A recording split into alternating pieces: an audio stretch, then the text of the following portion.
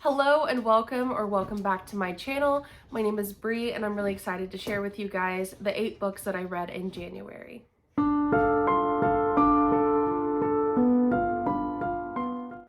The first book that I read in January, I actually started in December around Christmas time, but I finished it on New Year's, which I think was just a really great time to read this book.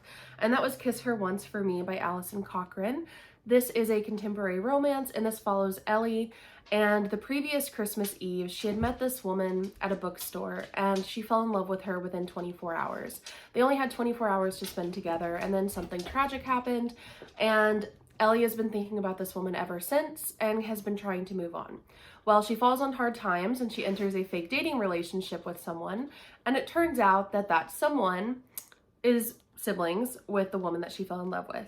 And so she is basically stuck in this snowy cabin with this family, and she's fake dating the brother while she's in love with the sister. And it's just very awkward but very cute. It's all of the Christmas vibes. It has a lot of Christmas traditions and Christmas baking, and it was really cute. I enjoyed it. I will say that it has a couple of tropes that I don't necessarily love. For example, I am not a miscommunication fan, and I felt like this dealt a bit with miscommunication because I felt like if they had just talked, things would have been sorted out. But it does kind of make sense in the grand scheme of things, why they did not discuss, this fake dating relationship with her brother who was trying to get his inheritance by getting engaged. And so it is really cute. I liked it. I think I gave this 3.5 stars, I want to say. And I don't love rating books. I never rated books before BookTube, but I don't know. I feel like this was cute. I don't think it was anything spectacular, but I liked the representation in it.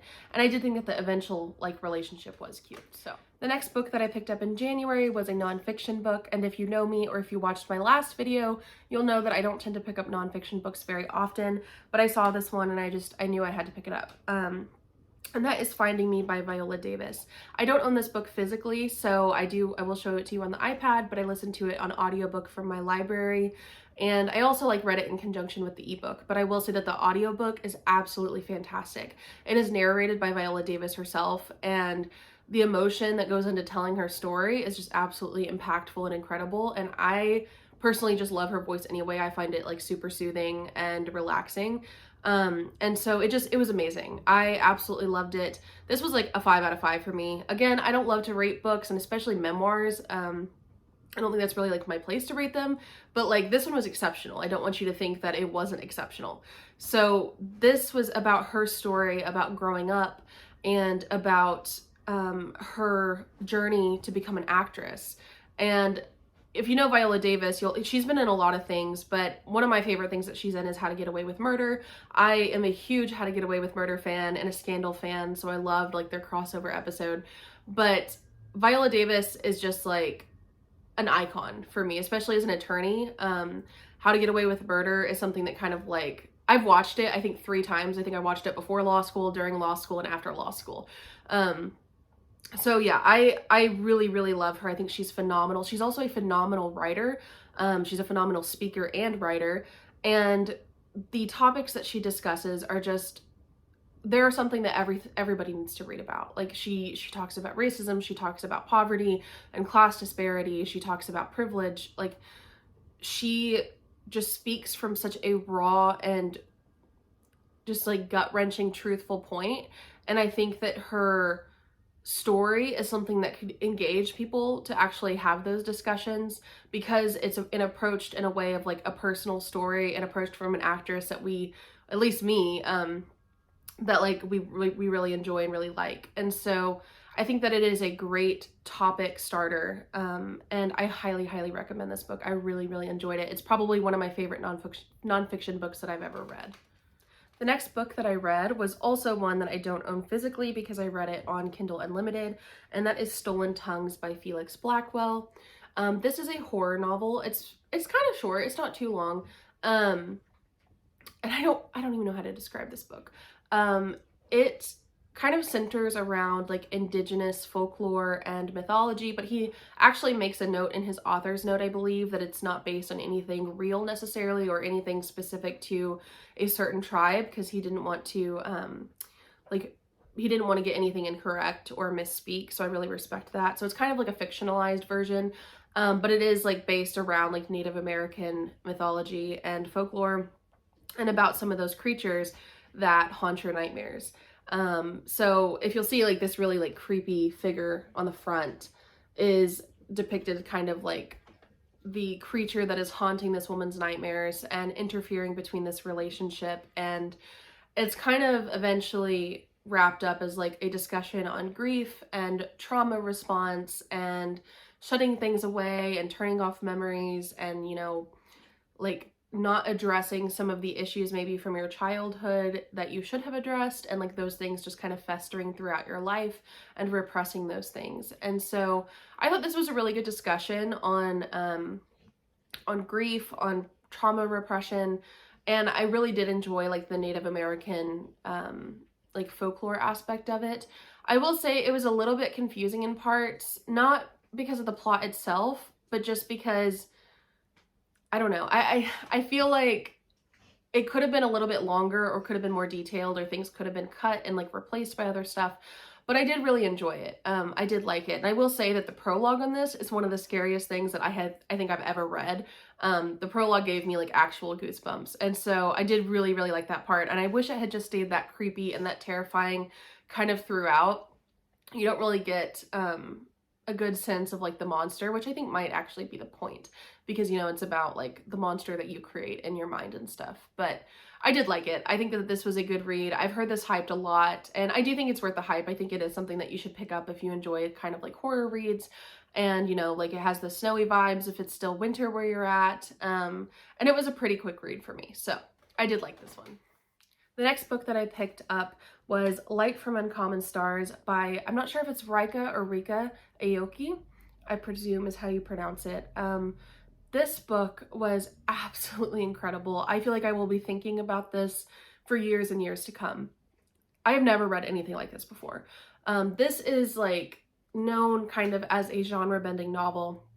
It blends sci-fi, it blends fantasy, it blends literary fiction, like basically you name it, and it's kind of blended into this book. It follows a couple of different characters, like a violin teacher who like is one of the top violinists in the world, who no one knows her music anymore. It follows her deals with demons and with hell, and it follows a starship captain that's stuck in our planet that runs a donut shop. It follows a violin maker. Like it blends all of these incredible stories, and it kind of centers around this one young woman, this young trans girl, and her name was Katrina Nguyen. And she is a violin prodigy, and she's never had formal training, and she's kind of coming into her identity and dealing with a lot of horrible things in her life and running away. And she meets this violin teacher, Shizuka Satomi. And Shizuka Satomi, unbeknownst to Katrina, has this deal with hell to basically provide hell with 7 violin prodigies. And you'll find out like why that is, and you know, why in the world she would make this deal. But of course, this is her last soul that she needs to send to hell. And she develops a relationship with Katrina in a very, very sweet and nurturing way. And Katrina really opens her eyes up to a lot of things. And it was just an absolutely beautiful story. The representation in this was stunning. The writing in this was stunning. I actually really loved that a lot of the music that was talked about, like the violinist played in this, was like actual real music. And so I was able to like look it up and listen to it, which I thought was really, really cool. But yeah, this book was just fantastic. Like I said, it follows a whole cast of characters. You're going to find someone that you love in this book.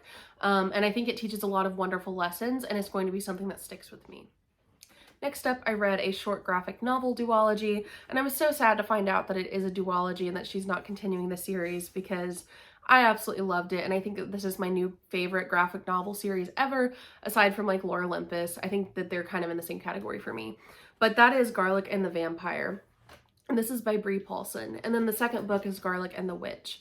And these books are a cottagecore dream. Like, the story is like the cutest, coziest thing I think I've ever read. These were like automatic 5 stars to me. They were just absolutely fantastic. But the art style is just so cute. It's about this like little patch of vegetables that this witch basically animated to life. And it follows their story and this little bulb of garlic who is just like this little anxious ball. And she's like, I don't, she's so funny. I see so much of myself in her. But she's so anxious and she's insecure, and she basically thinks that she's not like super significant. And eventually, what this story centers around is that there is a vampire that shows up at this very creepy castle near their village, and everyone in the vegetable patch is worried and wondering, is this vampire good or is he bad? And so they decide to send Garlic to find out, because, the vampires are scared of garlic, or they're supposed to be. And so she's like, yes, this is the moment. I'll prove myself. I'll go confront this vampire because there's nothing he can do to me because I'm this little bulb of garlic and he should be scared of me. And then she gets there and the vampire is like, that's basically a myth. Like, okay, but like he's super chill. And so Garlic is like, oh my God, like he's not scared of me. What do I do? So she's like, that's it. It's over. Like I'm done for. And eventually they become friends, of course. And the vampire goes back to this vegetable patch, and like everyone becomes wonderful friends. And the witch and the vampire, like in the second one, the witch is trying to help figure out like a blood substitute for the vampire so that he can just like keep sustained and not have to drink human blood or animal blood. And so it is just so cute. It is so sweet and cozy. And like I said, I love Garlic. She was a fantastic main character. She's anxious, she's socially awkward, she has this wonderful relationship with Carrot. It's so cute. Like, and it's short, like it's a completed set. I highly suggest picking this up on like a weekend or something. If you just want a feel-good graphic novel, this is for you. Okay, there's 2 more books that I read in January, and there's kind of a theme between them. I don't know, I've been on like a vampire kick lately. I'm not sure why. But I picked up first House of Hunger by Alexis Henderson, thinking that this is like a vampire novel. Spoiler alert, it's not. But it is very much like vampire vibes and aesthetic, I will say. It is about blood maidens who are bled for the benefit of like royalty, or not royalty, like high society, like aristocrats and stuff, like the aristocracy. And so they're bled for them, but it's not like actual vampire vibes. Like there's no actual vampires in this, but this is really good. I did really enjoy this book. This is about Marion. I think her name is Marion, I want to say. Yeah, Marion. And she gets this opportunity to become a blood maiden. And becoming a blood maiden for a high society house kind of gets you out of poverty. It gets you out of the slums, which is where Marion was. And although you're bleeding, like you're taken care of, you're basically worshipped. You are kind of, considered not magical, but like you are the lifeblood, no pun intended, for the high society. And so Marion gets sent to this like countess, and she's very mysterious, she's very quiet, she doesn't leave her house because she's been sick and she needs her blood maidens essentially to survive. And Marion gets entangled in this. She thinks it's an amazing opportunity. She quickly goes up the ranks because her blood is very unique, and she entices this countess. But Marion soon realizes that there's a dark underbelly to this, and not everything is as wonderful as it seems. And so this book was really good. I will say that it was slow in parts. Like it's kind of a slower paced book, at least until like the last bit. So there's not a ton of action, I don't think, kind of throughout, but I really like the vibes of this and I really enjoyed the aesthetic of it. And so like if you want something that's kind of like a lazy read, that gives some vampire vibes, that gives some like gothic vibes, I do think this was really enjoyable. And I think it has some really good like social commentary and quotes about society and about the station of these women as blood maidens. So yeah, I did like this, and I actually really want to pick up her other book, which she wrote, Year of the Witching, which that one came out a couple of years ago and got really big on like BookTube and Book Talk. And I still have not picked it up yet, but after this one, I do really enjoy her writing, so I do want to pick that one up as well. Okay, not to end on a bad note, but this last book, this was a DNF for me, and so that means I did not finish this book, and that is very, very rare for me. Like you'll find out from watching my channel, as I make videos and stuff, I do not DNF books likely. I am a perfectionist. I like to complete books. I love the gratification of checking those off on my Goodreads goal, but this one, I was 200 pages in, and I just could not do it. which is really disappointing for me. But that is Court of the Vampire Queen by Katie Robert. This makes me so sad because if you'll have watched my last video, 3 of Katie Roberts' books were in my top books of 2022. I loved her Dark Olympus series, The Neon Gods, Electric Idol, and Wicked Beauty. Those were absolutely fantastic. However, this one just went off the rails for me. I do think that, like, objectively, there are people out there that will like this book. It just was not for me personally. And that is because, like, there was no plot in this book. So I think that there's like 2 types of smut readers or like spicy readers. You either really like plot with your story, or, you know, you just want spice like throughout. And if you're one of those people that just want spice, enjoy it. Enjoy it. This was like every other chapter. And like, that's okay for me if you put in a really good, intriguing plot line, but like the plot line just didn't do it for me. This was about, and once I tell you what it's about, you're gonna be like, oh my God, that sounds amazing. But anyway, this is about 3 powerfully alluring vampire men and 1 queen to rule them all. Sold, you know what I mean? Like, and also this cover, stunning. And also I loved Katie Roberts. So I was like, I'm gonna love this book. It's gonna be a 5-star for me. And so I'm very disappointed. But it just, like, the plot that's there is so minuscule, and it revolves around the spice. And also I know that certain people have like things that they enjoy in spicy books and things they don't enjoy. And I think one of those really common things is like pregnancy. And this is very heavy on that. The main character is kind of like wanting to continue her bloodline so that she can like produce an heir. And so it's essentially like an alpha male competition between these 3 men about which one can get her pregnant. And so, yeah, I don't know. I was 200 pages into this. I did not love it. I had to put it down, and I was so torn about it because I was like, well, maybe it'll get better. You know, like maybe the plot will build up and she becomes this amazing queen and like overthrows her father and all of this stuff. And I just couldn't even make it. And also I read some other Goodreads reviews, and other people were kind of having the same feelings as me. And I saw someone that had made it like 63% of the way through. And I was like less than 50%. And she made it like 63% of the way through. And she said the same thing basically that I was saying. And so I was like, if it's not at that point by 63% of the way in, I can't do it. Like, can't do it. So, not to end on a negative note, but I mean, like I said, if you really, really like your spice, and if you just don't even care about plot, pick it up. The spice scenes are great. It's just the plot itself that I think was lacking in this, but there are readers out there that might really enjoy it. I did want to add really quickly that these last 2 books that I talked about, both House of Hunger and Court of the Vampire Queen, might have some triggers that you want to look up before you read them. Both of these, I feel like if you're healing from self-harm, these are kind of triggering. And so that is something that I would consider before picking these books up, because it does talk a lot about bleeding, and it talks a lot about like cutting.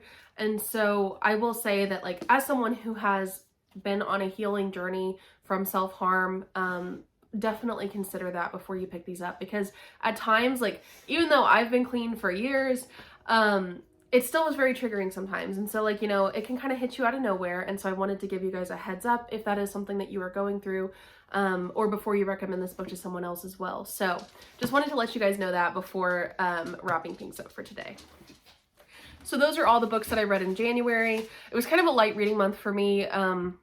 My mom had 2 surgeries I guess it is last month since I'm filming this in February. But my mom had 2 very serious surgeries, and so like I was taking care of her and I was staying in the hospital, and I just didn't get a whole lot of reading done in January, and work was busy and stuff. But I have a lot of really good things planned for February and March, and like I'm so excited about that. And so my next video that I'm also about to film right after this one is going to be about my February reads, talking about what I'm going to read for the Blackathon readathon and what I'm going to read for the Magical readathon. And both of those I can link in my next video by like the creators that are hosting those, and then also just some of the romance books that I want to pick up in February. So I hope to see you there, and I hope you enjoy this video. Don't forget to like and subscribe, and I will leave my information on Instagram and TikTok down below. See you guys later.